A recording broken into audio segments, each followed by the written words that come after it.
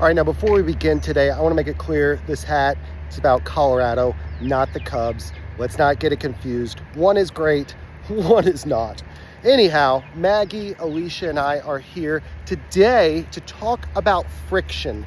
Now, when we think about friction, we're referring to a force that fights or pushes back against motion. All right, now, I like to use friction as a strategy for helping people improve their habits and routines. And what I mean by that is, how can we add friction in order to make bad habits more difficult? And how can we remove friction to make good habits easier to do? Now, let's apply this to you and your routine. So you go to work your 9 to 5, and then after work, your plans are to go to the gym.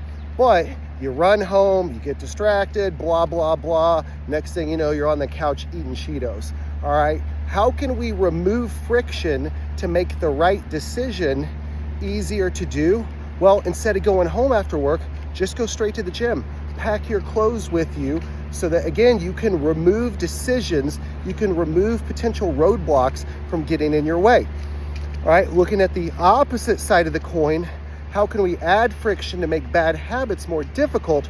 A good suggestion would be, like, instead of having junk food in the house, instead of keeping ice cream in your freezer, don't do that. So get it out of the house so that if you do want ice cream, you have to actually put a pair of pants on, go to the store and get it. And so by doing that, you're creating friction, you're creating more work in order to get the thing that you're craving. And so again, this can work for you or against you. When we think about forming a new habit or executing a good habit, just think about, how can I remove friction? Can I take my clothes with me to work so I don't have to go home before I go to the gym? Can I meal prep in advance so that I don't have to worry about coming up with something healthy to eat when I'm really stressed out?